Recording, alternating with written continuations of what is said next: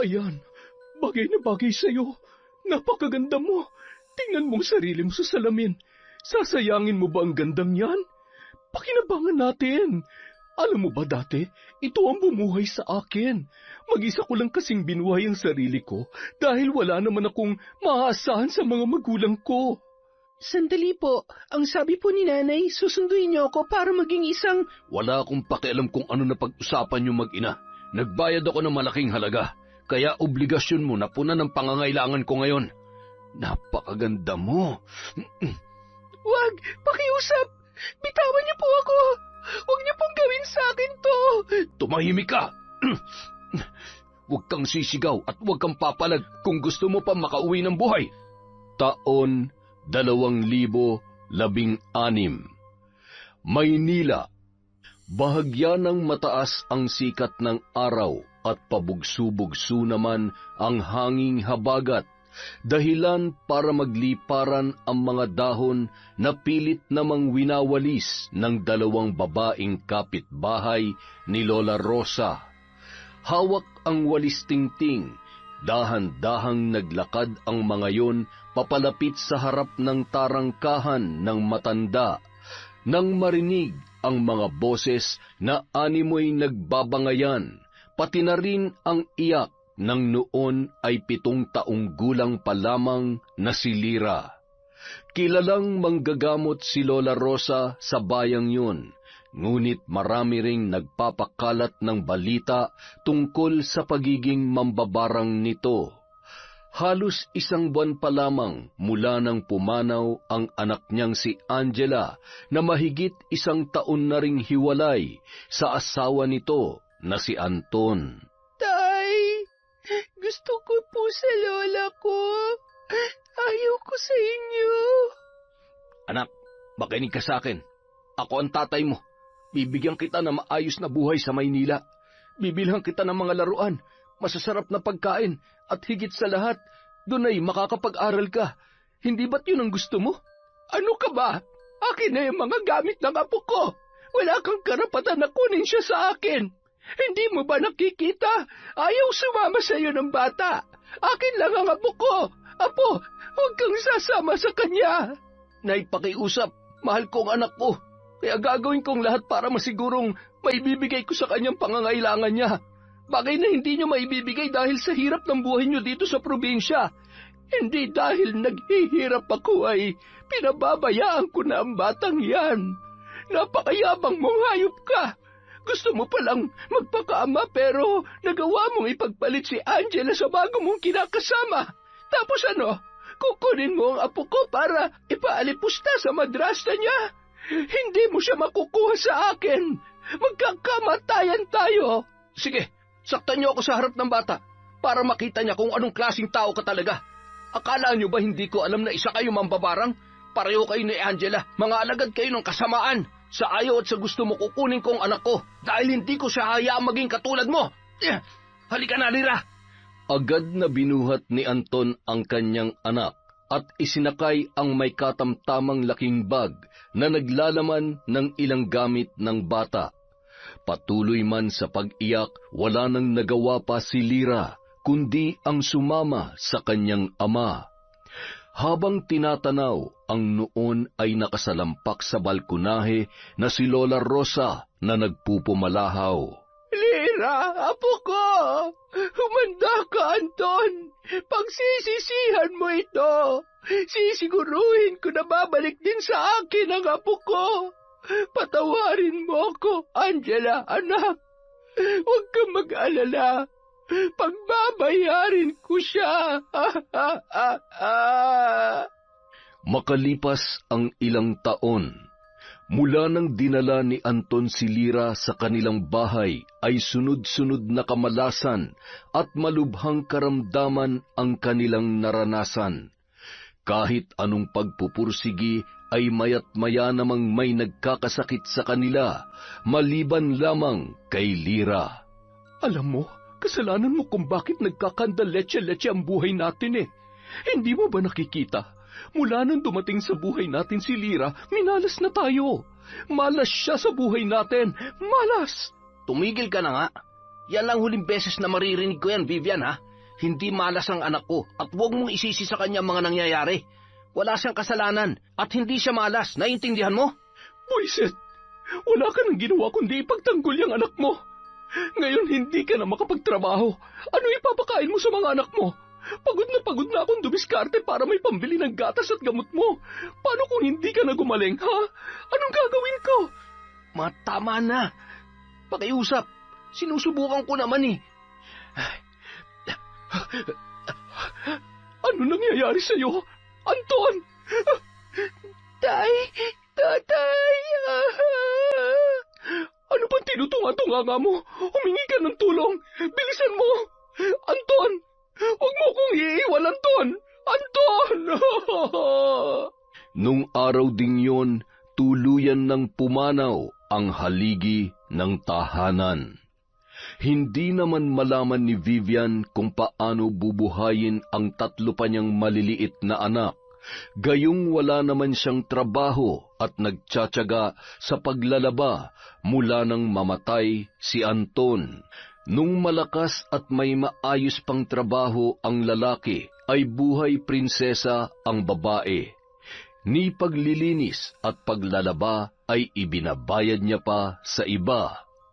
Isang araw, galing sa paglalaba, dumaan muna yun sa tindahan at nagmamadaling bumili. Bit-bit ang isang plastik na may lamang 1 kilong bigas at sardinas. Nakasalubong niya ang isa sa kanilang mga kapitbahay. Vivian, uy, kumusta ka na? Ang laki ng pinayat mo At saka, nangangalumata ka na. Ang hirap talaga kapag wala ng asawa na masasandalan, diba? Malamang, mahirap talaga. Lalo na kapag maraming tsismosang nakikialam. Tumabi ka nga't naalibadbaran ako sa pagmumukha mo. Ang init naman ng ulo. Tse, yan ang napapala ng kaartehan mo. Ayan, losyang ka na ngayon. Kawawang Vivian, mukhang babalik sa paggiling sa bar para may makain lang. Kung sa bagay, doon naman talaga siya napulot ni Anton noon. Hay, ang boring naman. Makapunta nga muna kay Marisol.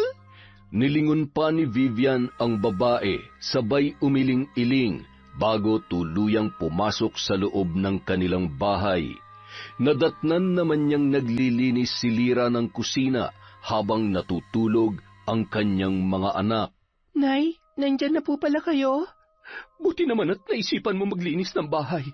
Bukas ay maaga ulit akong aalis. Bantayan mo na maigi ang mga kapatid mo. Naiintindihan mo ba? Nay, higit 1 linggo na po kasi akong hindi nakakapasok.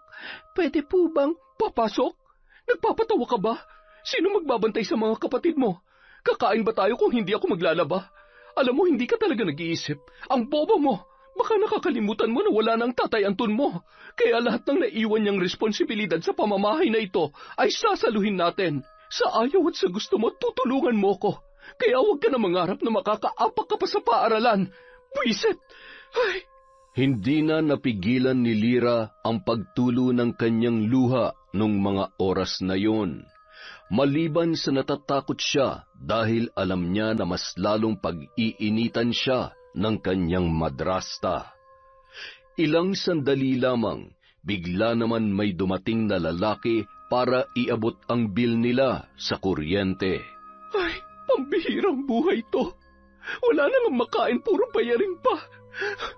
Kung pwede lang bumalik sa dati kong trabaho, ginawa ko na. Kaya lang, sino pang tatanggap sa katawan kong to pagkatapos kong umiri ng 3 sanggol? Teka, alam ko na. Sandali. Tama. Bakit nga ba hindi ko pakinabangan si Lira para may silbi naman siya dito sa bahay na ito? Sa wakas, matatapos na rin ang problema ko. Lira? Nay, ano po yon? May iutos po ba kayo sa akin? Lumapit ka nga dito. Napakaganda ng katawan niya. Siguradong pag-aagawan to ng mga lalaki. Tumalikod ka nga. Nay, bakit po? Wala naman. May naisip lang akong paraan para makatulong ka sa akin. At saka, kung gusto mo talaga mag-aral, kailangan natin mag-ipon, hindi ba? At saka, kawawa naman ang mga kapatid mo kung ako naman ang magkakasakit. Gusto mo ba yon? Kahit ano po gagawin ko para lamang po matulungan ko kayo at saka gusto ko po talaga makapagtapos ng pag-aaral. Nangako po ako kay tatay na magtatapos ako. Madali lang naman kapag may sapat na tayong pera.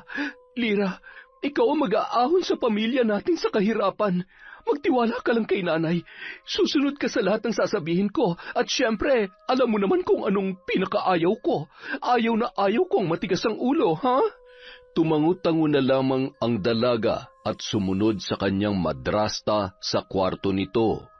Doon ay muling hinalungkat ni Vivian ang mga kasuotan na ginagamit niya nung siya ay nagtatrabaho pa sa bar. Nay, ano pong gagawin natin dyan? Mga damit ko to nung dalaga pa ako. Alam mo na, rumaraket para magkapera. Siyempre ngayong may mga anak na ako, marami nang nagbago sa katawan ko. Namimiss ko nang isuot ang mga to kaya ipapamana ko to sa'yo. Kaya lang po, hindi ako nagsusuot ng ganyan ka-sexy at kaigsing damit, Nay. Sabi po kasi ni tatay, Ay, Lira, wala nang tatay mo. Tsaka sayang naman yung ganda mo kung magsusuot ka ng malalaking t-shirt at magmumukha kang manang. Halika, isukat mo to, bilis. Pero, Nay... Isusuot mo o iahampas ko to sa'yo. Huwag kang maarte. Nakakaasar ka naman Alam mong walang nabubuhay sa kaartehan. Kung gusto mo makatulong at magkaroon tayo ng pera, hindi pwedeng ikaw ang masusunod. Isuot mo to, dali! At wala nang nagawa pa si Lira, kundi ang sundin ang kanyang madrasta. Ayan, bagay na bagay sa'yo. Napakaganda mo. Tingnan mo sarili mo sa salamin. Sasayangin mo bang gandang yan? Pakinabangan natin. Alam mo ba dati, ito ang bumuhay sa akin. Mag-isa ko lang kasing binuhay ang sarili ko dahil wala naman akong maaasahan sa mga magulang ko. Anong klaseng trabaho po ba yan, Nay? Bakit kailangan ganito po ang suot ko? Siyempre, gagawin kitang modelo. Tapos, kapag nagustuhan ka ng mga customer, may kapalit yun na malaking halaga ng pera. Sinasabi ko sa iyo, Lira, kapag nagkataon hindi na tayo mamumroblema sa pera. O siya, huwag na maraming tanong. Mabuti pa maligo ka na at aayusan kita. Aayusin ko yung isang kwarto para maumpisahan na natin ang pagiging modelo mo. Nung mga oras na yon, bigla na lamang nakaramdam ng kaba si Lira. Hindi niya alam kung bakit hindi siya komportable sa nais ipagawa sa kanya ng kanyang madrasta. Habang naliligo ang dalaga ay abala naman sa pag-aayos ng kwarto si Vivian at inihahanda ang kanyang cellphone. Malinaw ang kamera noon kaya siguradong maganda ang kalalabasan ng mga larawan ng dalaga. Lira, ano na? Lumabas ka na dyan. Aba, 1 oras ka na yatang naliligo. Bilis-bilisan mo naman. Sandali lamang po. Patapos na po, Nay. Pagkatapos maligo ni Lira, nagmamadali siyang inayusan ni Vivian. Napapahalakhak pa ang babae matapos makita kung gaano lalong lumitaw ang kagandahan ni Lira matapos ayusan at suotan ng hapit na damit. Pagkatapos ay tinuruan niya yon ng iba't ibang aura upang magmukhang kaakit-akit ang dalaga. Naiilang man, wala nang magawa si Lira kundi ang sumunod dahil kapag tumanggi siya ay hinahampas o di kaya naman ay sinasabunutan, sabay binubulyawan pa ni Vivian. Matapos makunan ng napakaraming larawan ang dalaga ay hindi pa rin yun nakontento. Grabe, ang sexy at napakaganda mo dito, Lira. Teka, hindi ba't magaling kang sumayaw? Tama, di ba madalas kang sumasayaw sa school nyo? Subukan mo ang tumending parang ganito. Gayahin mo ko, ha? Nay, ayaw ko po. Parang hindi ko... Anong sabi ko sa'yo kanina? Di ba ang kasunduan natin, susunod ka lang sa sasabihin ko? Kung ayaw mong paduguin ko yung uso mo at ayaw mo magutom ang mga kapatid mo at kung gusto mo pa makapag-aral, sumunod ka na lang. Ayusin mo. Sige, sayaw. Dahan-dahan. Lambutan mo naman. Yan, ganyan. Igiling mo pa. Nag-iinarte ka pa napakahusay mo naman. Ay, kung ano-ano pang maseselang bagay ang ipinagawa ni Vivian kay Lyra. Siya, sige na. Makakalabas ka na ng kwarto. Magpalit ka na ng damit mo. Maghilamos ka na rin at bawal magkatagihawat yung mukha mo. Sige na't may gagawin pa ako. Nay, ano po bang gagawin niyo sa mga larawan ko? Paulit-ulit? Bakit pa ang dami mong tanong? Nakakairita ka na. Ha?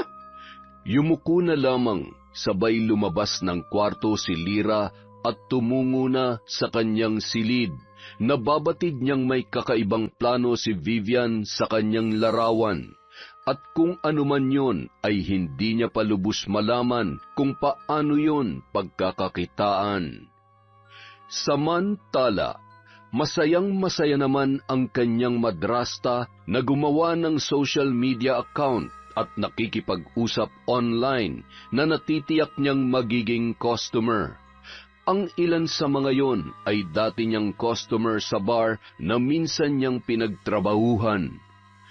Nang sumunod na araw, habang natutulog si Vivian ay tunog ng tunog ang kanyang cellphone. Sakto namang pumasok sa kwarto si Lyra, kaya naman dala ng kuryosidad, kinuha at pinakialaman niya ang nilalaman ng mga mensahe. Nanginginig ang kamay, nanlaki ang mga mata, sabay na paluha nang makita ang kanyang mga larawan at video na pinagnanasaan ng mga kausap ng kanyang ina. Kapalit noon ay malaking halaga ng pera at ang ilan sa mga yon ay naghahangad na makuha ang pagkababae ng dalaga.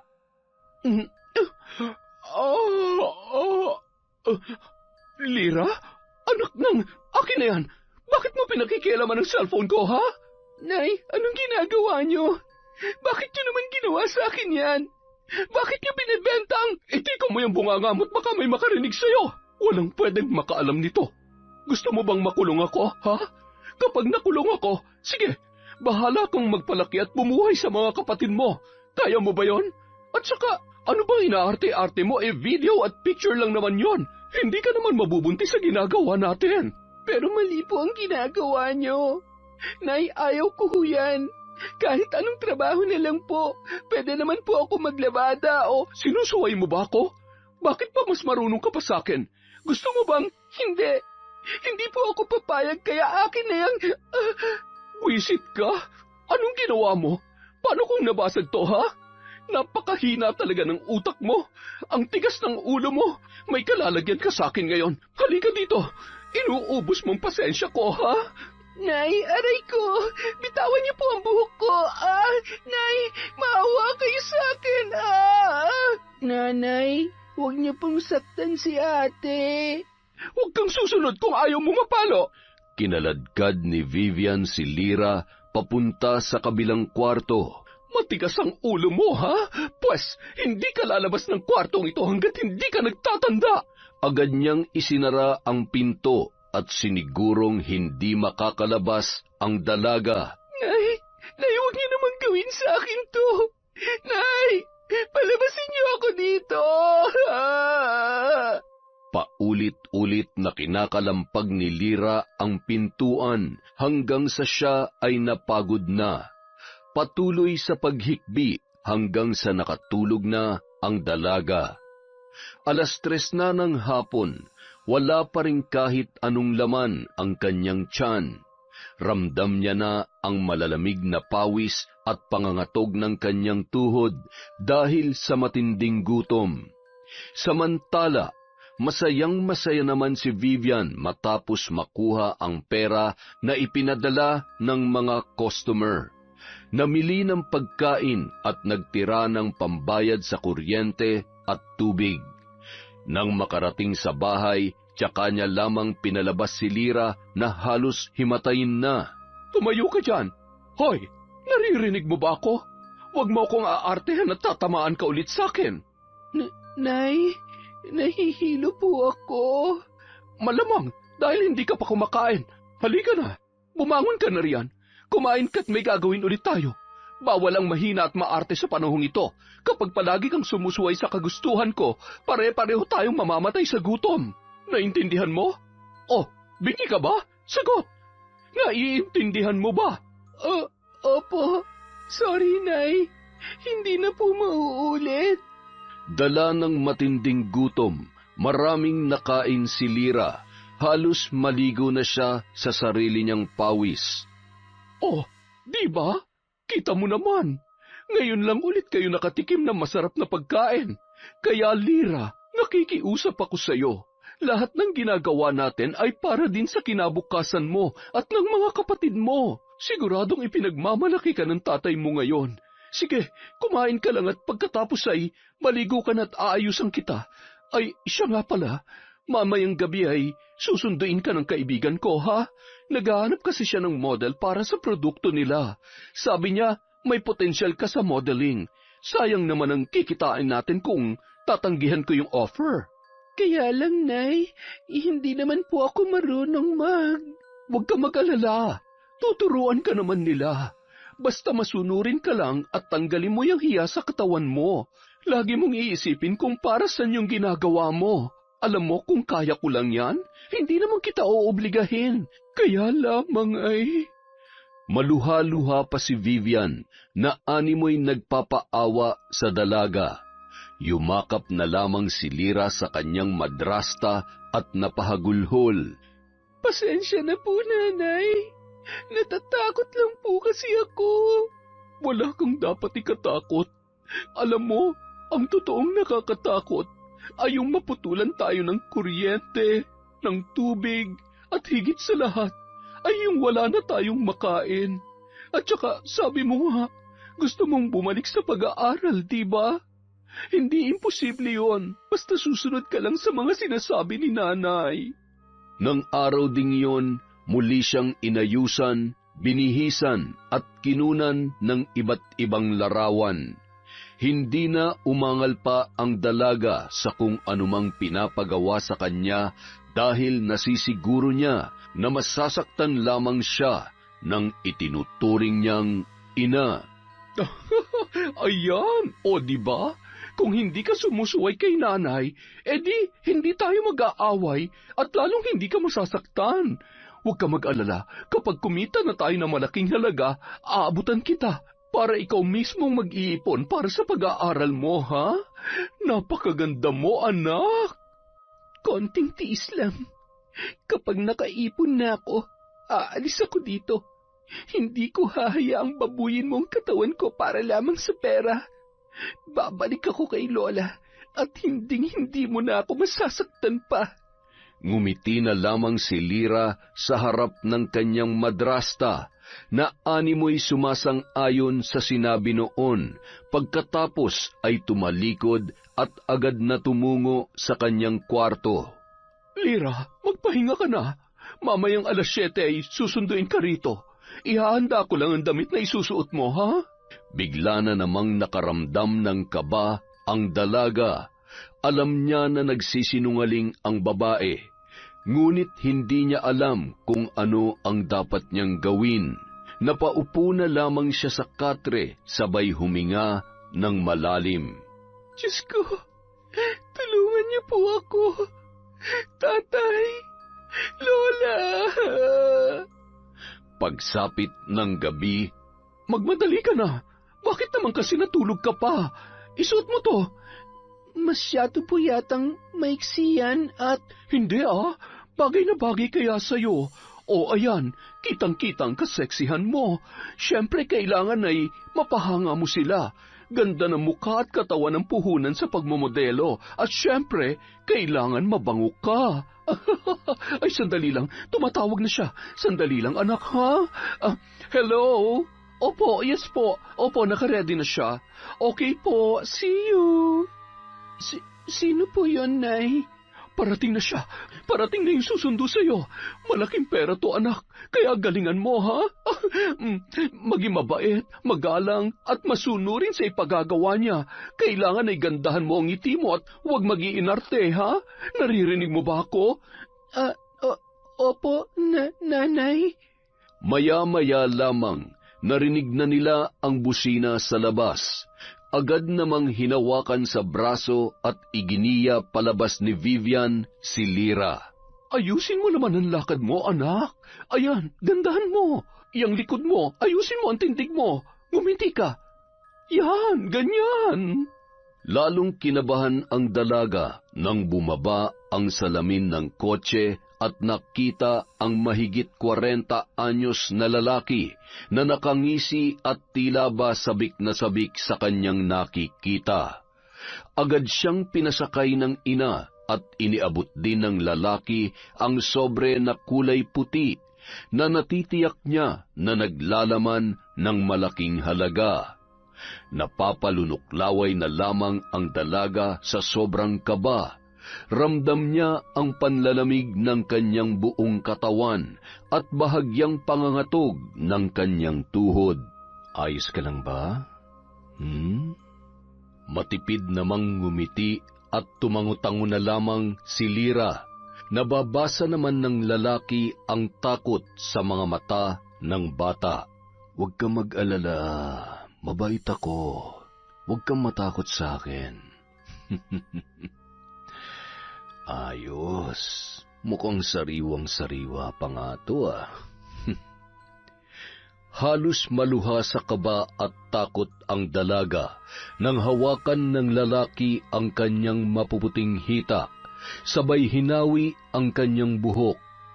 Tuliro ang isip ni Lyra habang nag-iisip ng paraan kung paano tatakasan ang kanyang sitwasyon, hanggang sa dinala siya noon sa isang motel. Hindi naman pamilyar sa kanya ang ganoong lugar, at dahil mahigpit na nakahawak sa kanyang kamay ang lalaki, ay wala na rin siyang nagawa pa. Nang makapasok na sa isang kwarto, ay doon na siya tuluyang umalma nang makita ang higaan at walang ibang tao sa loob ng kwartong yun. Sandali po, ang sabi po ni nanay, susunduin niyo ako para maging isang... Wala akong pakialam kung ano na pag-usapan niyo mag-ina. Nagbayad ako ng malaking halaga, kaya obligasyon mo na punan ang pangangailangan ko ngayon. Napakaganda mo.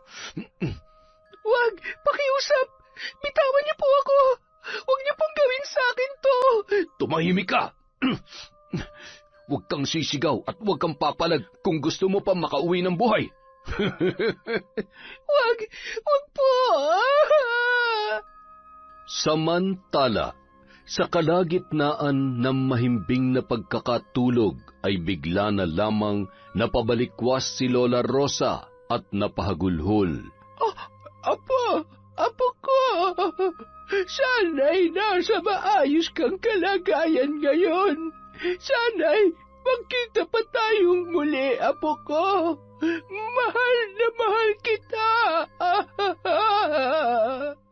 Ramdam ni Lola Rosa na tila ba may kung anong pinagdadaanan ang kanyang pinakamamahal na apo na si Lyra, na maraming taon nang nawalay sa kanya.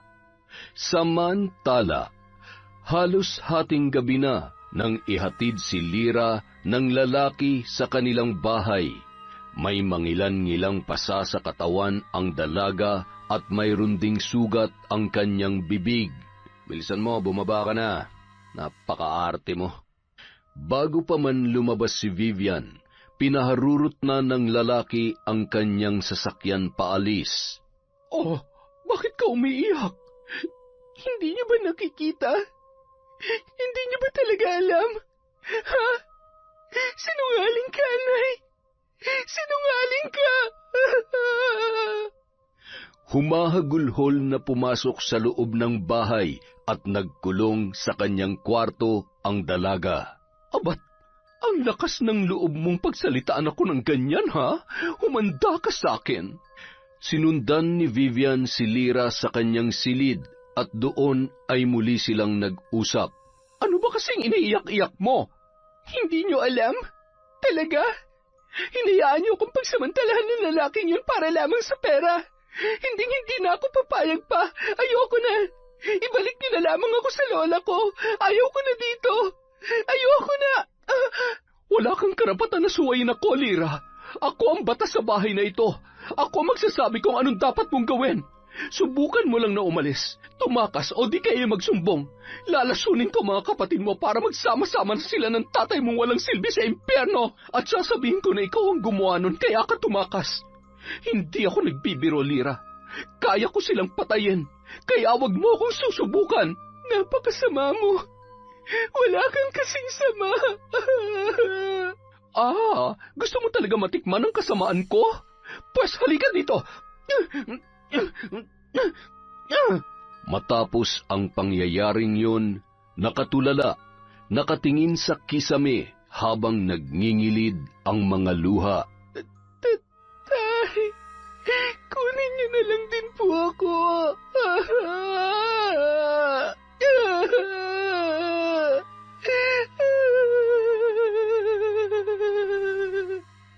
Ikinulong siya sa sarili niyang kwarto, ginugutom at binubugbog.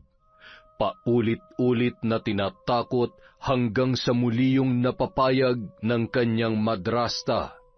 Lumipas ang mga buwan at tuluyan ng nakasanayan ni Lyra ang mga bagay na pinapagawa sa kanya, hanggang sa kinalimutan niya na ang ikabubuti ng kanyang sarili. Ginawa niya yon para isalba ang 3 niyang kapatid, 1 lalaki at 2 babae. Kailangan niyang magtiis sa pambababoy ng iba't ibang lalaki na sumusundo sa kanya sa tuwing sumasapit ang dilim. Iniisip niya kasi na kapag sumuway siya ay hindi niya mapuprotektahan ang kanyang mga kapatid sa kanilang nanay. Lalo na ang 2 babae na posibleng maging katulad din niya pagdating ng panahon. Hanggang sa ang nasa isip na lamang niya noon ay ang kumita at makaipon ng pera na magagamit niya para tuluyang makatakas sa abusado niyang madrasta kasama ang kanyang mga kapatid. Isang araw, 1 lalaki ang noon ay lumapit sa kanya habang siya ay nakatayo sa harap ng kanilang tarangkahan. Hawak niya ang sigarilyo na noon ay nagsisilbi niyang paraan para malibang ang kanyang magulong isipan. Inagaw ni Jake ang sigarilyo, sabay inapakan yun. Isa siyang pulis, nangungupahan sa katabing apartment na malapit sa bahay nila Lyra. Ano ba? Bakit pa nakikialam ka sa buhay na may buhay? Napakabastos mo naman. Ay, ilang taon ka na ba, ha? Kung makahit-hit ka ng sigarilyo, akala mo... Uulitin ko lang, ha? Wala kang pakialam. Ang sungit mo naman. Hindi ka dapat naninigarilyo. Masama yan sa katawan. Hindi ako nagtatanong. At saka, ano naman ngayon? Wala rin namang kwentang buhay ko. Sigarilyo na nga lang ang... May pinagdadaanan ka ba? Pwede mo namang sabihin. Makikinig ako. Ano naman ang mapapala ko kung sasabihin ko sa'yo? Hay, akala mo ganun lang kadali? Sige na, iwanan mo na ako dito at hindi ako nakikipag-usap sa... Lyra, nasaan ka ba? Lintik na ito. Nagawa pa yatang makipagharutan sa labas. Agad namang pumasok sa tarangkahan ang dalaga at inirapan pa ang binata. Napakamot ulo naman yun at nilapitan ng isang babae. Sir, nililigawan niyo po ba si Lyra? Naku, Pogi, marami pa namang iba dyan. Maghanap-hanap ka na lang ng iba at baka magkasakit ka pa. Ho? Ano pong ibig niyong sabihin? Alam mo kasi, marami nang nakakapansin na may milagrong ginagawa yang si Lyra at ang kanyang madrasta. Ang hula namin ay binubugaw ang sarili niyang anak para magkapera. Alam mo kasi yang si Vivian, dati ang pokpok. Nang mamatay ang asawa niya, syempre, hindi na alam kung paano bubuhayin ang mga anak niya. Kaya ayan, pinagkakakitaan ng dalagang anak ni Anton sa una niyang asawa. Kawawang bata. Maganda pa naman sana. Hay! Ale, sigurado ho ba kayo dyan sa sinasabi ninyo? Hindi ho biro yan. Kaya niyo po bang tumistigo kung sakaling... Ay, sir, sandali lang po ha. Naiwan ko palang nakabukas ang gripo sa banyo. Naku, baka bumaha sa bahay namin. Maiwan na kita. Ay, kung sakali man, mukhang kailangan niya nga ang tulong. Bahala na, Kailangan ko lang mapatunayan na tama ang sinasabi ng Ali kanina. Isang gabi, isang kotse ang pumarada sa tapat ng tarangkahan ni na Vivian. Nagmamadaling lumabas yun habang nag-aayos pa si Lyra ng kanyang sarili. Kitang-kita ni Jake na noon ay nagmamasid mula sa di kalayuan na inabot ni Aling Vivian ang sobre na naglalaman ng pera. Nakunan niya yon ng larawan na magagamit niyang ebidensya laban sa babae. Ilang sandali pa, nakita niyang sasakay na sa sasakyan si Lyra na noon ay nakakuyom ang kamao at sabay na pabuntong hininga na animoy kinakabahan. Masayang-masaya naman si Vivian na sinisilip ang laman ng sobre. Sinundan ni Jake ang sasakyan na yon, sakay ng kanyang motorsiklo. Bigla namang tumigil ang sasakyan sa isang alanganing lugar. Ano ba? Anong ginagawa mo? Anak ng putya naman ang laki ng binayad ko sa nanay mo tapos aartehan mo lang ako? Para malaman mo kahit anong gawin ko sa iyo ngayon, wala kang karapatang magreklamo. Alam mo kung bakit? Dahil akin ka. Bayad kita kaya gagawin ko kung anong gusto ko. Bitawan mo ako! Hayop ka! Agad na dinampot ni Jake ang isang malaking bato na ginamit niya para basagin ang salamin ng kotse at buksan ang pinto noon. Hinila niya ang lalaki, sabay binugbog yon hanggang sa nawalan yon ng malay. Patuloy sa paghagulgol at hindi makakilos sa loob ng sasakyan ang dalaga, hanggang sa hinila ni Jake ang kamay noon at iginiya palabas ng kotse, sabay pinaangkas sa kanyang motorsiklo. Kailangan mo munang sumama sa akin. Huwag ka mag-alala, hindi ako masamang tao. Pulis ako't nasisiguro ko na matutulungan kita sa problema mo. Wala kang dapat ikatakot. Dinala siya ng lalaki sa bahay ng lolo nito.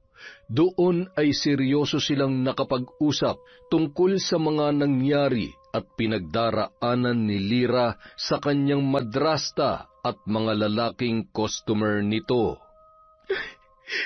Kailangan kong iligtas sa mga kapatid ko. Sasaktan sila ni nanay. Hindi niya gagawin yon.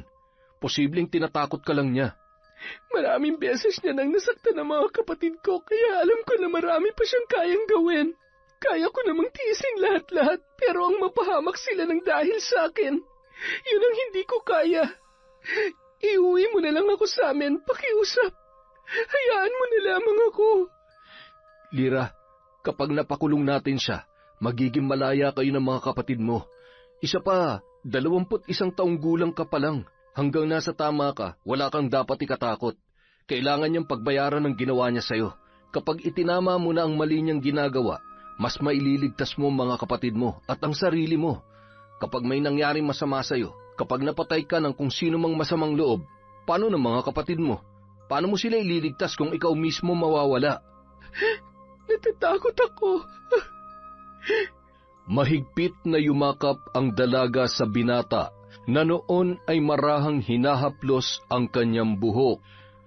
Huwag ka mag-alala, tutulungan kita. Bibigyan natin ng hustisya ang mga nangyari sa'yo. Huwag mong hayaang tuluyang masira ang buhay mo dahil sa madrasta mo. Nang gabi ring yun, magkasamang umuwi sina Jake at Lyra.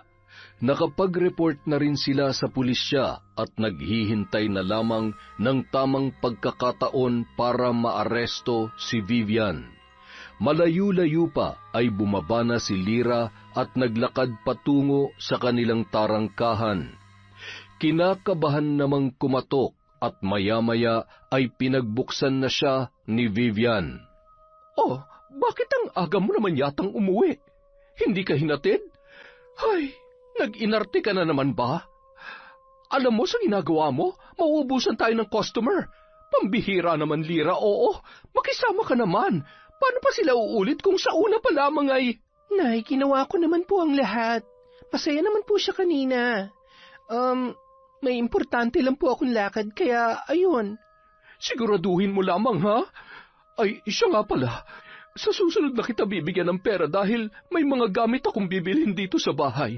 Wala ka namang pinagkakagastusan. Kaya, sige na, matulog ka na.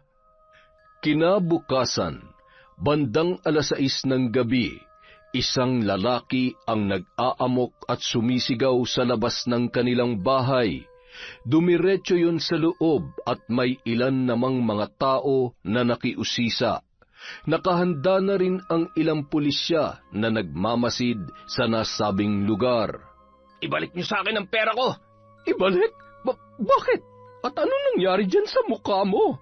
Dahil sa lintik mong anak na saksakan ng arte, hindi na mahalaga kung sino ang pakialamero na bumugbog sa akin kahapon. Ang akin lang, ibalik mo sa akin ang pera ko! Pero, hindi na pwede. Bayad mo yun sa serbisyo sa iyo ng anak ko. At saka, wala na. Nagastos ko na. Sa bisa ng batas, inaaresto namin kayong dalawa para sa kasong paglabag sa Republic Act No. 7610 na naglalayong protektahan ng mga bata laban sa pang-aabuso. Ginang, may ebidensya kaming nagpapakitang binubugaw niyo ang sarili ninyong anak at kayo naman, Ginoo, ay naaktuhang nakikipagtransaksyon sa iligal na gawain laban sa isang babae. May karapatan kayo manahimik. Ano mang sasabihin ninyo ay maaaring gamitin laban sa inyo sa korte. Hindi totoo yan. Lira, anong ibig sabihin nito? Hindi nyo ako pwedeng hulihin. Hindi nyo ba nakikita? Ako ang naggancho ng malaking halaga ng babaeng ito. Hindi nyo ako pwedeng ikulong. May pamilya at mga anak ako. Ay, tarantado. May anak at asawa na gagawa mo pang... Pusasan nyo na yan. Aray, bitiwan niyo ako. Hindi niyo ako mahuhuli ng buhay. Habulin nyo yan at huwag niyong hayaang makatakas. Jake, hindi pwede makatakas si nanay. Siguradong babalikan niya ako. Babalikan niya kami ng mga kapatid ko. Huwag ka matakot. Pasasaan ba't mahuhuli din siya? Tutulungan namin kayo. Sa ngayon ay dadalhin muna namin kayo sa DSWD Residential Facilities. Doon siguradong mapoprotektahan kayo. Maraming salamat sa lahat ng tulong mo, Jake. Tatanuin ko tong malaking utang na loob. Walang anuman. Basta ipangako mo sa akin na sa susunod na magkita ulit tayo, maayos na ang buhay mo. Magbagong buhay ka para sa mga kapatid mo. Habang nasa kustudya ng DSWD, nabigyan ang magkakapatid ng pagkakataon na makapag-aral. Dumaan din sa counseling si Lira, gayon din ang mga bata na naguguluhan sa mga pangyayari at biglang pagkawalay sa kanila ng kanilang ina. Paminsan-minsan dinadalaw si Lira ni Jake kasama ang abogadong may hawak ng kaso laban sa kanilang ina. Makalipas ang ilang linggo, hindi pa rin nahuhuli ang babae, lalo na't wala namang nakakaalam kung saang probinsya yon nagmula. Wala naman kasi yung kakilala at permanenteng kaibigan o kamag-anak na maaaring mapagtanungan ng mga investigador. Wala ring alam si Lira dahil hindi naman nagkukwento ang kanyang madrasta tungkol doon. Samantala, Anak, bumangon ka na't kakain na tayo. Ano bang ulam? Naglaga ako ng talbos na malunggay at may talbos din ng kalabasa. Masarap ito. Buiset, kaya ayaw kong tumira dito eh. Mamamatay ako sa gutom. Ay, baboy lang ang magtsatsaga sa ganyang pagkain. Mas gugustuhin ko pa matulog na lang kesa kumain ng lintik na yan. Kung ayaw mong kumain eh, di wag. Hindi naman kita pinipilit. At saka, ano ba nakain mo't bumalik ka pa rito? Mukha namang masarap ang buhay mo sa Maynila. Kung ayaw mong kumain ng pagkaing baboy, eh di bumalik ka na doon. Maliban na lang kung may ginawa kang kalokohan at nagtatago ka rito sa probinsya. Ay, buisit kasi yung anak na magaling kong asawa na sumalakit na. Isinumbong ba naman ako sa pulis? Buisit, walang utang na loob. Bakit? Minaltrato mo? Ang dami niyo namang tanong. Ay, tulungan niyo na lang ako na makahanap ng trabaho dito. Kailangan ko makaipon at makuha ang mga anak ko kung nasan man sila. Gusto ko ring balikan ng babaeng yon. Humanda siya sa akin. Bago ako makulong, sisiguruhin ko na mapapatay kong hayop na Lira na yon. Maghunos dili ka nga dyan sa mga sinasabi mo. Papatay ka ng tao? Hindi ka inirin ng nanay mo para maging kriminal, Vivian. Alam ko na malaki ang pagkukulang namin sa iyo dahil bigo kami masunod ang mga gusto mo. Hindi naman kasi tayo mayaman. Pero hindi naman kami nagkulang ng nanay mo noon sa pagpapaalala at pangangaral sa iyo. Piliin mong gawin ang tama bago mo pagsisihan ang lahat. Huwag niyo nga akong pangaralan na parang napakabuti ninyo. Para namang hindi ko alam na mula noon hanggang ngayon, inuuto niyo pa rin ang mga nagpapagamot sa inyo. Hindi naman kayo totoong albularyo. Ginagawa niyo lang yan para kumita ng pera. Pareho lang naman tayong mukhang pera. Bakit? Saan pa ba ako magmamana? Ay, hindi totoo yan. Ang pagiging albularyo ko ang isang bagay na ipinagmamalaki ko. Marami na akong napagaling at natulungan. Nakakatawa ka, Tay. Nagawa niyong tumulong sa ibang tao, kaya nagtsatsaga kayo sa kakarampot na sentimo na ibinabayad sa inyo kesa humanap ng magandang trabaho. Ay, kaya ni minsan hindi ako nagsisi na lumayas. Dahil baka matagal na akong namatay dahil sa lintik na buhay na meron dito. Lumayas ka! Napakabastos mo talaga! Wala kang respeto! Hindi mo ba alam na dahil dyan sa ugali mo namatay ang nanay mo? Anong ibig niyong sabihin? Makinig ka para malaman mo. Nung araw na sinagot-sagot mo siya at lumayas ka, inatake sa puso ang iyong ina. Kaya bago pa ako mamatay dahil dyan sa ugali mo, lumayas ka na at huwag ka nang bumalik pa. Kung ayaw mo ako pa mismo magsumbong sa pulis para mahuli ka. Oo na, lalayas na. Buisit, wala rin naman kayong kwenta. Buisit na buhay to. Padabog na lumabas ng bahay at lalo lamang uminit ang ulo noon nang makita ang mga nakikiusisa sa labas ng tarangkahan ng lumang bahay ng kanyang ama. Kayo, mga tsismosa kayong lahat, mga wala rin kayong kwenta. Ang papangit nyo, buisit kayong lahat. Naglakad na lamang nang naglakad si Vivian na hindi alam kung saan ang patutunguhan. Bahala na. Pasasaan ba't makakahanap din ako ng paraan? Kailangan ko makagawa ng paraan para magkapera at makabalik na Maynila. Hahanapin ko si Lira at hindi ako titigil hanggat hindi ko nasisira ang buhay niya. Humanda ka sa akin! Humanda ka! Makalipas ang 5 taon, nakapagtapos na ng vocational course si Lira sa tulong ng DSWD. Nagdesisyon siyang bumalik na sa kanyang lola dahil matagal niya nang pinapangarap na makasama ulit yon. Umaasa siya na buhay pa ang kanyang lola Rosa at muli silang magkakasama. Ang desisyon naman na yon ang dahilan kung bakit pansamantala siyang magpapaalam sa kanyang mga kapatid. Huwag na kayong umiyak. Kapag maayos ng lahat, babalikan kayo ni ate. Maghahanap ako ng mas maayos na trabaho at sisiguruhin ko na kaya ko na kayong buhayin at suportahan ang pag-aaral ninyo. Kailangan ko lang makita muna ang Lola Rosa ko. Basta, pangako, kahit anong mangyari, babalikan ko kayo. Mahal na mahal kayo ni ate, ha? Mag-iingat ka, ate. Hihintayin ka namin, ha? Ramdam ni Lira ang pagbigat ng kanyang dibdib at pilit na pinipigilan ang pagdaloy ng kanyang luha habang naglalakad palabas ng gate ng lugar na naging tahanan niya sa loob ng ilang taon. Nasa labas naman na nakaparada ang motorsiklo ni Jake na noon ay naghihintay sa kanya. Angkas na, nakapagpaalam ka na ba na maayos sa mga kapatid mo? Ay, oo, mamimiss ko sila. Hayaan mo kapag maayos ng lahat, anumang oras, makakasama mo na sila ulit. Tama ka. Salamat sa lahat ng tulong mo, ha? Nakakalungkot lang na hanggang sa ngayon ay malaya pa rin si nanay. Isa pa yun sa ikinakatakot ko eh. Hindi ko alam kung nasaan siya at kung ano ang pinaplano niya. Ay. Napakagaling niya magtago, pero pasasaan ba't darating ang panahon ay mahahanap at pagbabayaran niya mga kasalanan niya. Pansamantalang tumuloy si Lira sa bahay nila Jake. Isang gabi, bago siya umalis ng Maynila, ay tumungo ang dalaga sa bahay nila para bisitahin at kunin ang album na kanyang pagmamay-ari. Kinaumagahan, Maaga naman siyang hinatid ng binata sa terminal pauwi ng probinsya. Sigurado ka bang kaya mong umuwi na mag-isa? Siya nga pala, dalhin mo to. Cellphone? Ayoko nga. Bago at saka sa'yo yan. Bakit mo ibibigay sa akin? Binili ko talaga yan para sa'yo. Para pagdating doon ay tawagan mo ako kaagad. Kung kailangan mo ng tulong o di kaya, balitaan mo ko kung anong ganap doon. At saka, kung pwede sana, bumalik ka agad.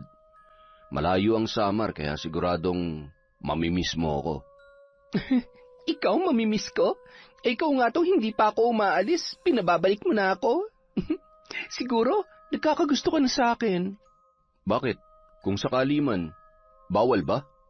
Hindi ka naman na menor de edad, kaya... Puro kakalukohan. Sige na, babay na. Mag-ingat ka at hintayin mo ako, ha? Babalikan kita.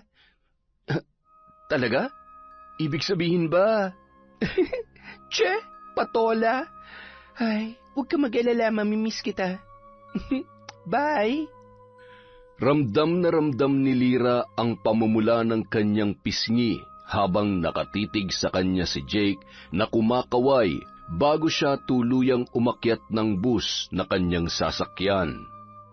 Nang sumunod na araw, bandang 3:00 ng hapon, papadaong na sa isang isla ang bangkang sinasakyan ni Lyra. Pinagtitinginan naman siya ng mga kasakay niyang pasahero na animoy naninibago sa kanyang muka. May ilang hindi nakatiis at nagtanong na sa kanya. Masaya naman siyang malaman na buhay at malakas pa ang kanyang Lola Rosa. Samantala, Rosa! Kuhanin mo nga itong mga gulay. Nasaan ka na ba? Sandali. Nariyan na. Ano na naman kasi ang mga dala mo? Sinabi ko naman sa'yo, tumigil ka na sa panliligaw mo. Ako ngay hindi na mag-aasawa. Pambihira ka naman, oo. Ikaw talagang matanda ka. Ito na nga lang ang kasiyahan ko ay pinipigilan mo pa. Kung ayaw mo ng mga to, maigi pa ibigay ko na lamang ito kay Teresita. Baka sakaling, akin na yan. Nagbibiro lang naman ako. Siya, bukas ay magdala ka ulit, ha? May naalala nga pala ako. Alam mo ba, napaniginipan ko yung apo ko, si Lyra. Uuwi daw si Lyra kaya abala ako sa paglilinis. Hanggang ngayon pa naman ay umaasa ka pa rin na babalikan ka pa ng apo mo? Baka nga may mga anak at asawa na yon. Maaari ding limot ka na. 7 taon pa lamang yon nung kinuha ng tatay niya. Hindi ako makakalimutan ng apo ko. Alam ko, nararamdaman ko na babalik siya. Babalikan niya ako at magkakasama kaming muli. Habang nag-uusap ang dalawa, ay bigla silang napalingon sa magandang dalaga na naglalakad papasok sa tarangkahan ni Lola Rosa. Ay, Jesus Mariosep, namamalik ba ako? Si Angela ba yung nakikita ko?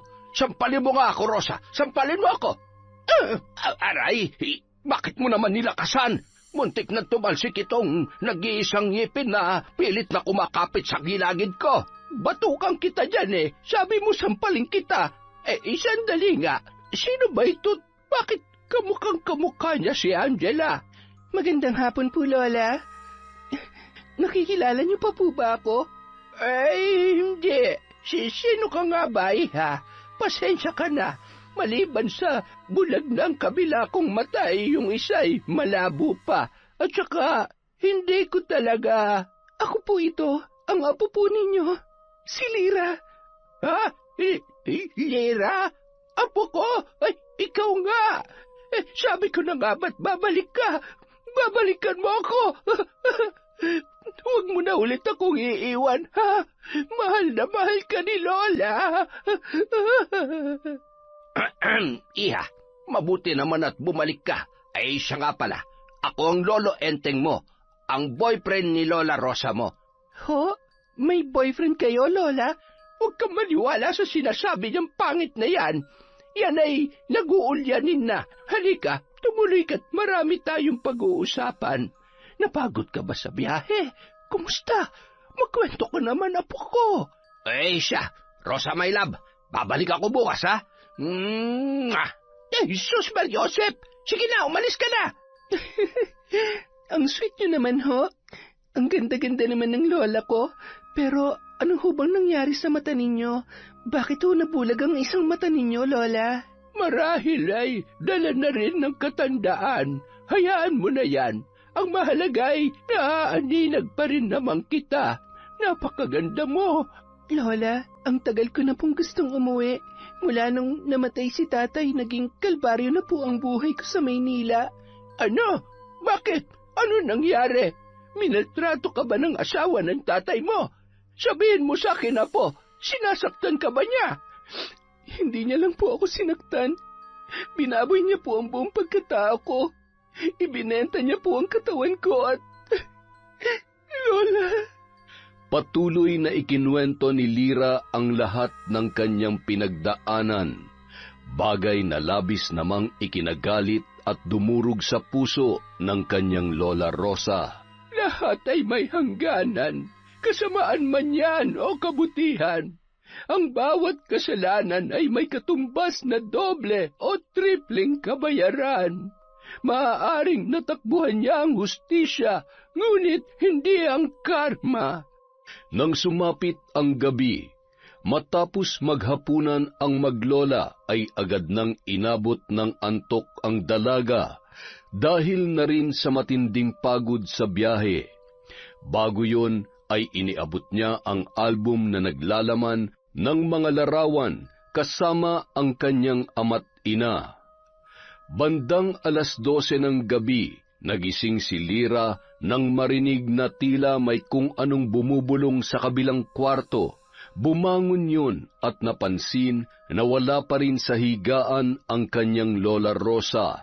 Ilang segundo munang umupo at nakiramdam bago sinilip ang ginagawa ng kanyang lola sa kabilang silid. Kitang-kita niya ang mga nakatirik na kandila, manikang kulay itim, bungo at iba pang mga gamit na nasa loob ng mga garapon. Bumubulong yun ng mga kakaibang salita habang nakapikit ang mga mata. Hawak ang isang pulang kandila at pinapatakan ang isang bungo. Sa loob noon ay may mga larawan at pangalan ng mga taong kanyang binabarang. Lola, ano pong ginagawa ninyo? Ay, anong ginagawa mo rito, Lyra? Bumalik ka sa kwarto mo at kailangan ko itong tapusin. Bukas ko na lamang ipapaliwanag sa iyong lahat. Sige na. Kinilabutan at nakaramdam ng takot ang dalaga. Naalala niya tuloy ang madalas na sinasabi ng kanyang tatay Anton na masama at isang mambabarang si Lola Rosa. Kinabukasan, maagang nagising si Lyra habang mahimbing na mahimbing pang natutulog ang matandang babae. Tinungo niya ang kanilang kwarto at binuksan ang isang lumang kabinet kung saan nakalagay ang mga kagamitan sa pambabarang. Kinuha niya ang isang bungo at tiningnan ang mga pangalan at larawan na nakapaloob doon. Napahagulgol siya nang makita ang larawan ng kanyang tatay Anton. Nang mga oras na yon ay dahan-dahang lumapit sa kanya si Lola Rosa. Ngayong alam mo na ang totoo. Oo, ako ang dahilan ng pagkamatay ng tatay mo. Patawad, Apo. Hindi ko lang matanggap na pinaglayo niya tayo. Alam mo naman kung gaano kita kamahal. Ipinangako ko sa nanay mo na hindi ko hahayaan na makuha ka ni Anton, pero nabigo ako. Kung galit ka dahil sa nagawa ko, tatanggapin ko. Tatanggapin ko kung kamumuhian mo ako at iiwanan mong muli. Patawad, Apo. Sa halip na magalit ay pinatayo niya ang kanyang lola na noon ay naninikluhod. Hindi ko ho kayo masisisi. Kung babalik ho ako sa araw na yon, pipiliin kong hindi sumama kay tatay. Pipiliin kong makasama kayo higit kanino man, Lola. Alam kong nagawa niyo lamang yun dahil sa matinding galit at pangungulila sa akin. Mahal na mahal ko po kayo, Lola. Minahal din naman po ako ni Tatay. Kaya lamang po, may mga pagkakataon na hindi niya ako magawang ipagtanggol kay Nanay Vivian. Hindi ko po makakalimutan lahat ng kasamaan na ginawa niya sa akin. Gusto ko siyang gantihan. Gusto kong maramdaman niya ang hirap na pinadanas niya sa akin, Lola. Bandang 3:00 ng hapon, umalis si Lola Rosa. Nagpaalam yun na may kung anong bibilhin sa sentro ng kanilang baryo. Nakaupo noon sa balkonahe si Lira nang biglang nakaramdam ng pangingilabot at nakarinig ng mga bulong na nagmumula sa loob ng kwarto kung saan naroon ang mga gamit sa pambabarang. Tila wala sa sarili na pumasok siya roon at binuksan ang kabinet. Isa-isang tiningnan ang lamang mga insekto na nasa loob ng garapon. Napangisi rin ang dalaga nang makita ang libro na kulay itim. Kinuha niya yon, umupo sa sahig habang paisa-isang binubuklat at binabasa ang bawat salita na nakasulat doon. Napatigil yon at napahawak sa kanyang ulo habang inaalala ang mga ginawa sa kanya ni Vivian at ng mga lalaki na pilit pinagsamantalahan ang kanyang kahinaan. Napahagulhol na lamang siya habang hawak-hawak ang libro. Kasabay ng pagpatak ng luha sa aklat, tila ba may kung anong espiritu na pumasok sa kanyang pagkatao. Ngumisi ang dalaga at ipinagpatuloy ang pagbigkas ng mga salitang nakapaloob sa aklat. Nadatnan siya ni Lola Rosa na hindi makapaniwala sa kanyang ginagawa. Lira, bitawan mo yan, Apo. Ano pa ang ginagawa mo? Papatayin ko siya. Papatayin ko siya, Lola. Babarangin ko ang babaeng yon. Apo, tumingin ka sa akin. Huminga ka ng malalim at magdasal ka. Pilit naman na nagdasal si Lira at nakikipagtalo sa gumugulo sa kanyang isip ng mga sandaling yon, hanggang sa mabitawan niya ang aklat na animoy ng hina. Ano pong nangyari sa akin, Lola? Tinatawag ka ng itim na kapangyarihan dahil dyan siya galit sa puso mo. Apo, hayaan mong ako na lamang ang gumawa ng paraan para makaganti sa babaeng yon. Ayaw kong mapahamak ka kapag nagpadala ka sa karunungan na sumusubok sa katatagan mo. Tama nang ako maghirap. Nakikita mo ba itong mata ko? Ito ang bunga dahil sa marami ng taong pinasakitan ko at sa pagpatay ko sa tatay mo. Bagay na ayaw kong mangyari sa iyo. Kung kapalit ng pagkabulag ko ay ang hustisya para sa iyo, hindi ko kailanman pagsisisihan yon, Lira. Pagsapit ng gabi. Sige na, matulog ka na. Ako na ang bahala. Buti naman at may dala kang larawan niya. Siguradong bukas ay mararamdaman niya ang paghihirap at sakit na ipapataw ko sa kanya. Sige na po, huwag mo akong alalahanin. Malakas at kayang-kaya ko ito. Ipaparamdam natin sa Vivian na yon na wala siyang karapatang maging malaya sa lahat ng mga kasalanan niya. Dahil kahit nasan man siya, ay hindi niya matatakasan ang bagsik ng aking kapangyarihan. Sumpang pasakit hanggang kamatayan. Magiging bilanggo siya ng aking itim na kapangyarihan hanggang sa tuluyan na siyang manghina at mamatay. Sinunod na lamang ni Lira ang kahilingan ng kanyang lola, pero ng mga oras na yon ay nakaramdam siya ng pag-asa na magkakaroon ng hustisya ang lahat ng mga nangyari sa kanya. Sa liwanag man o kadiliman, mga insektong alipin ng aking kapangyarihan, Suungin ang kalupaan at maging kakahuyan. Saan sulok man, hanapin ang babaeng nasa larawan. Dalhin niyo ang bawat sumpang sakit na ibubulong ko sa hangin. Gawin ang inyong tungkulin. Bumalik at ihatid ang magandang balita sa akin. Samantala, Aray, ano ba naman yun? Ano ba nangyayari sa'yo't napakalikot mo namang matulog? Han, may nangangagat nga kasi. Ang sakit-sakit. Tingnan mo nga ang likod ko. Abat, may makapantal nga. Hindi ba't kapapalit lamang ng katulong natin ang sapin itong higaan natin? Oo, baka naman kasi tatanga-tanga at hindi maayos ang pagkakalaban nila kaya nangangati ako. Nakakainis naman eh. Hindi naman siguro. E di sana pareho tayong nangangati ngayon. Bahala ka nga dyan. Doon na lamang ako sa sana matutulog. Han! Ay, hindi ko talaga maunawaan ang timpla nitong si Vivian. Minsan mabait, minsan naman ay parang may sapi at... Ay, siguro wala na naman pera kaya kung ano-ano na naman ang nararamdaman. Bahala ka na nga muna dyan at ako ay... isang matandang mayamang negosyante ang bagong kinakasama ni Vivian. Dahil sa gana at maraming pera ay nakalimutan niya na ang plano niyang balikan ang kanyang mga anak at mapaghigantihan si Lyra. Ano ba nangyayari sa akin? Ang sakit na ng ulo ko sa antok pero hindi naman ako makatulog.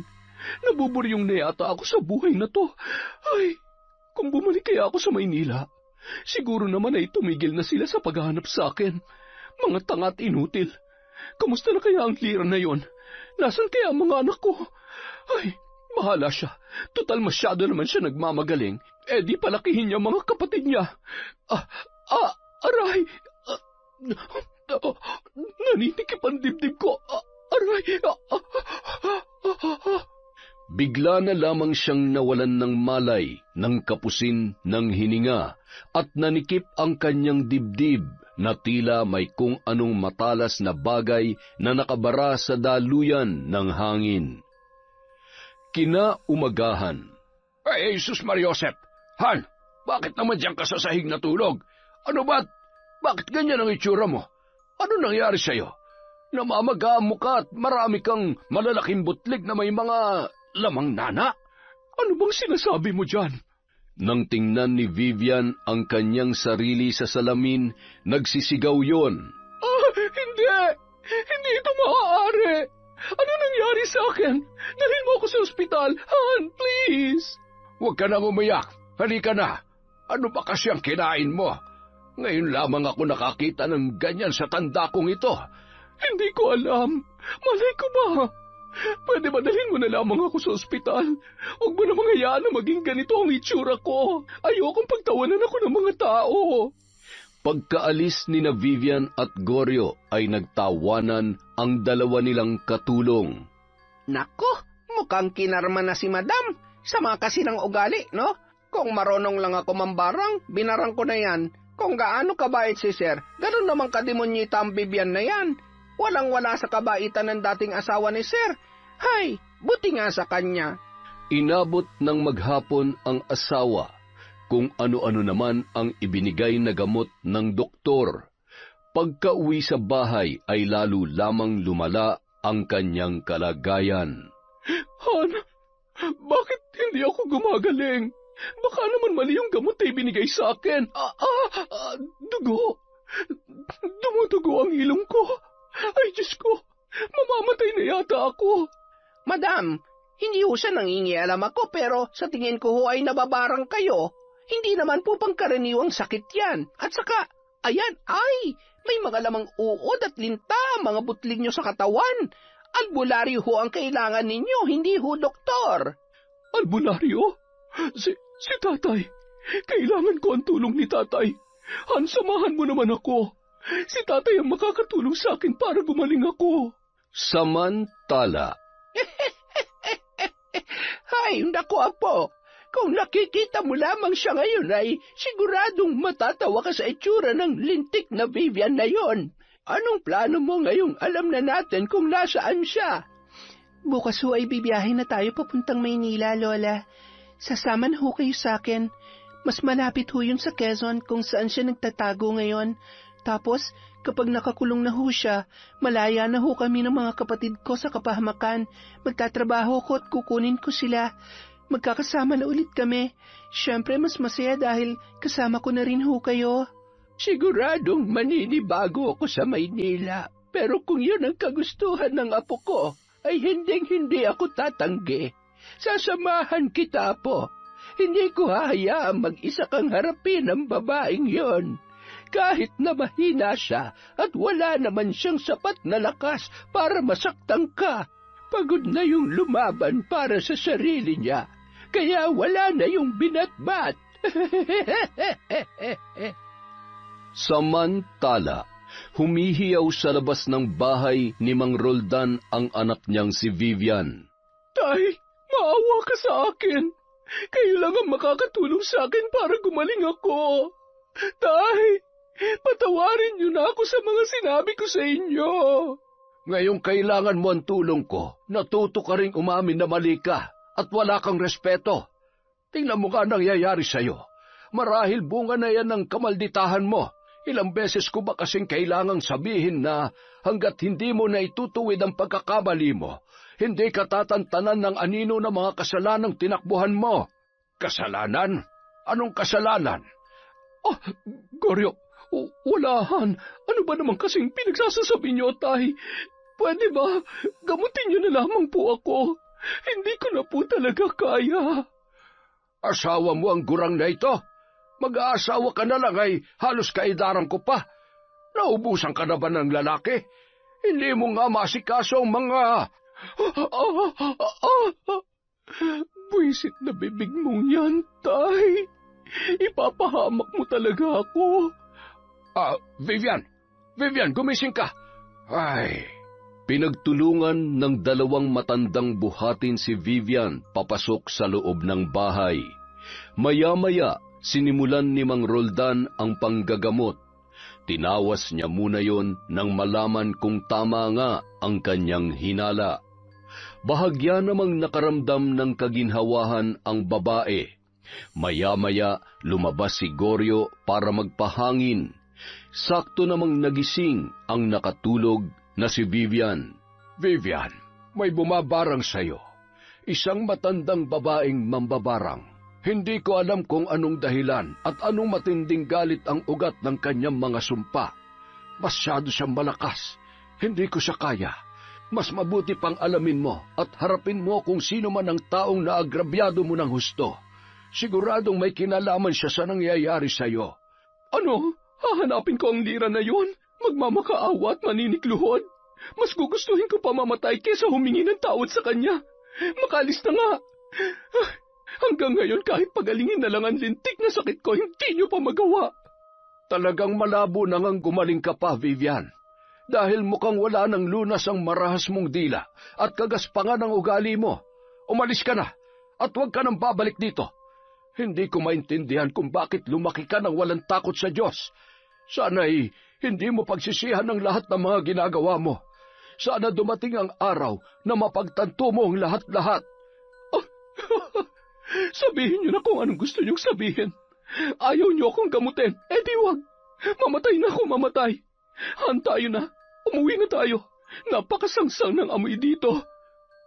Hindi naman Baka dahil dyan sa mga sugat mo at... Isa ka pa! Nakakabwisit talaga! Makalipas ang 1 linggo. Sir, may mga tao ho sa labas. May mga pulis. May tatanong lang ho sila. Ayan na po pala. Buwisit talagang katulong to. Tatanga-tanga. Ano ba may paglilingkod ko? May problema ba?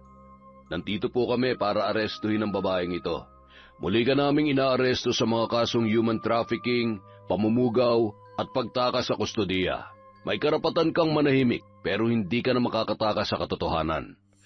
Han, hindi ko alam ang sinasabi nila. Tulungan mo ako. Huwag mo akong hayaang makulong. Pakiusap. Wala akong kasalanan. Walang kasalanan? Talaga? Hindi mo ba naaalala lahat ng ginawa mo sa akin noon? Kay tagal kong hinintay ang pagkakataong ito. Ngayon mabubulok ka na sa kulungan. Hayop ka talagang babae ka. Wala kang utang na loob. Papatayin kita. Pinabarang mo ako, hindi ba? Tingnan mo ang itsura ko. Kasalanan mo ito. Tandaan mo kapag nakatakas ako, babalikan kita. Papatayin kita.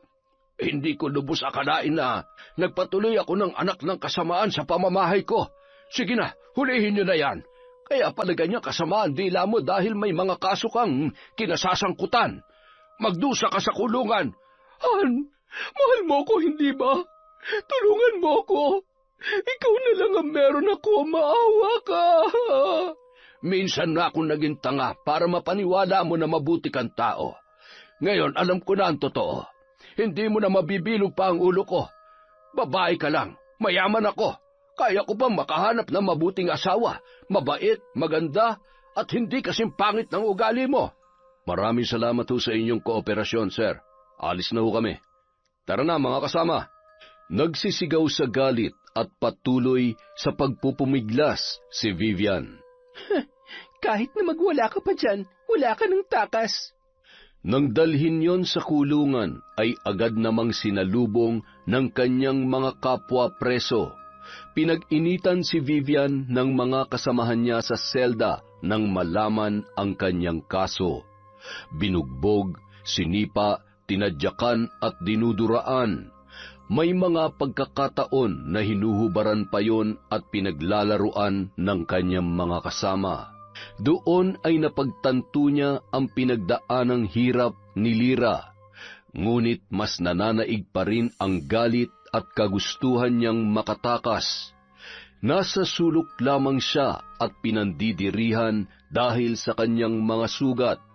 Manipis rin ang buhok at nagsusugat ang ulo na may parting butas-butas at may mga gumagalaw na insekto. Kailangan kong makatakas dito. Magpapanggap akong baliw. Tama, hindi pwedeng mamatay na lang ako dito nang hindi man lamang nakakaganti. Hay, nalintikan na. Nahangina na nga ang utak. Baliw, ano na naman palabas yan, ha? Sa kabilang banda, Matalino rin talaga ang Vivian na yon. Gusto mong magbaliw-baliwan? Di sige, pagbibigyan kita.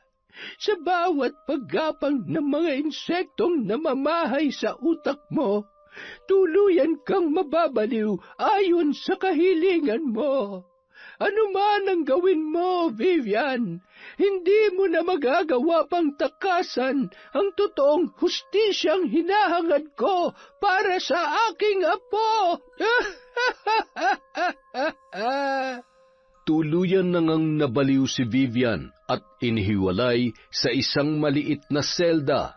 Tinataktak ang ulo kung saan may nagliliparang insekto at bangaw.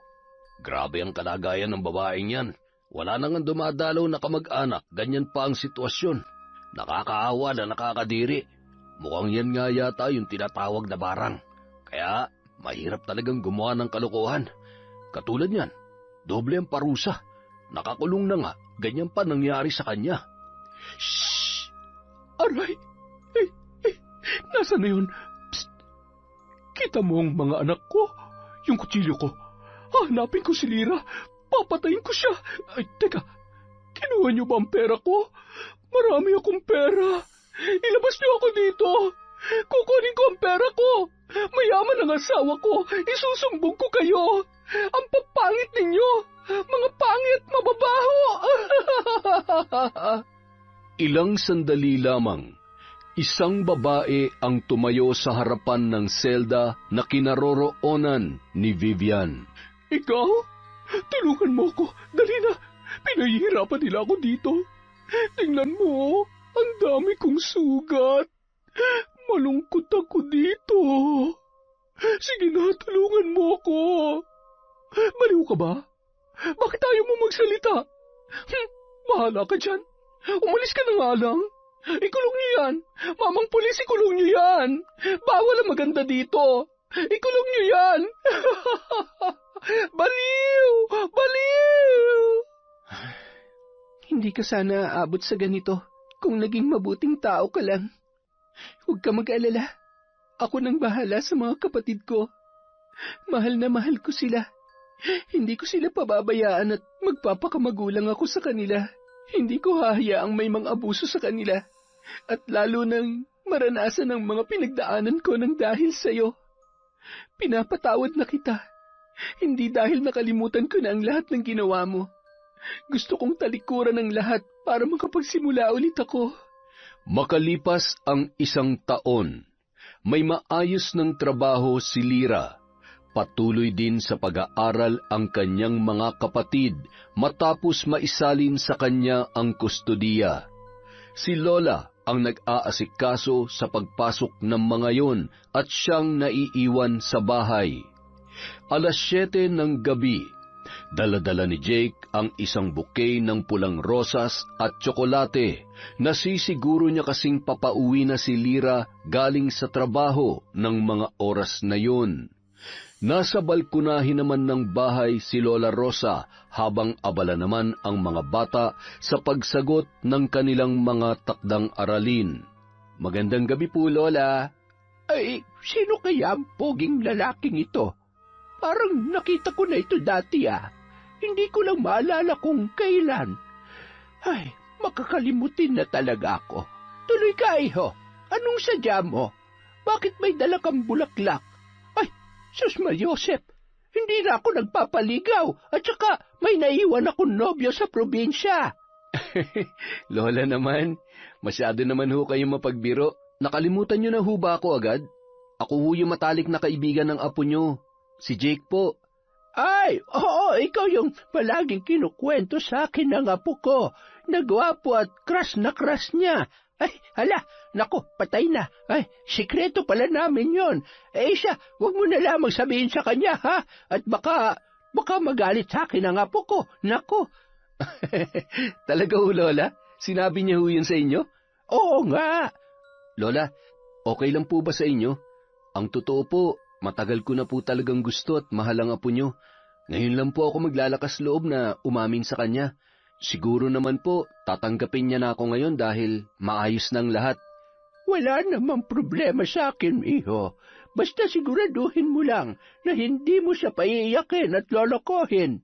Dahil ngayon pa lang, sasabihin ko na sa'yo, isa ko mambabarang, kaya kung may plano ka rin namang saktan siya ay ngayon pa lang makakaalis ka na.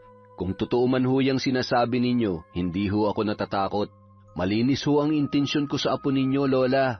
Mahal ko po talaga siya. Siya, sa kanya mo na yan sabihin at baka mahulog pa ang loob ko sa'yo. Hay, namimiss ko tuloy ang darling ko. Buhay pa kaya yun? Baka naman nang bababae na yung lintik na yun, bahala nga siya. Subukan niya lang maghanap ng iba, babarangin ko sila. Nandyan na ho siya. Siya, lakasan mo loob mo. Papasok muna ako't nakakahiya naman. Nakakaingit naman. Uy, ano yan?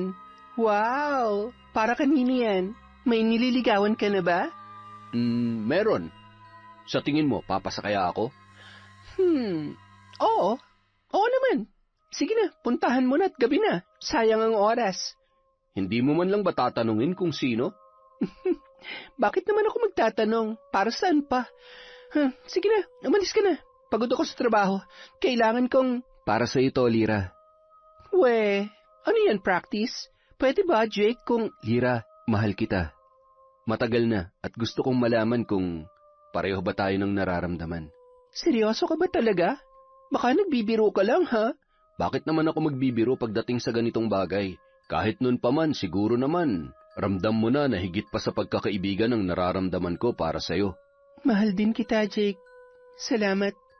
Alam ko naman na mahal mo ko pero ayaw kong umasa dahil sa kabila ng mga pinagdaanan ko, hindi ko lubos maisip na may lalaki pa palang magmamahal at tatanggap sa akin. Huwag ka mag-alala. Patutunayan ko sa'yo na karapat-dapat kang mahalin at alagaan. Kapag handa ka na, nandito lang ako. Pakakasalan kita. Tama na nga. Masyado mo na akong pinapaiyak. Salamat, Jake. Mahal din kita. Mas mahal na mahal kita. Hoy! Pakasalan mo yan, ha? Ba't nakahalik ka na agad? Talaga namang iniinggit niyo ako.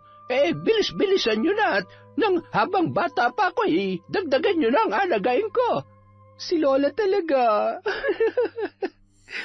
Masayang-masaya ako para sa iyo, Apo. Sa kabila ng lahat ay napakatapang mo. Hinarap mo ang lahat at mas pinili mong ayusin ang buhay mo. Lahat yun ay nagawa ko dahil sa tulong ninyo, dahil sa pagmamahal at suporta nyo sa akin. Salamat, Lola ko. At syempre, sobrang salamat, Jake. Ikaw ang dahilan kung bakit. Oops, naiiyak ka na naman. Kalimutan mo na yon. Ang mahalaga, maayos na ang lahat.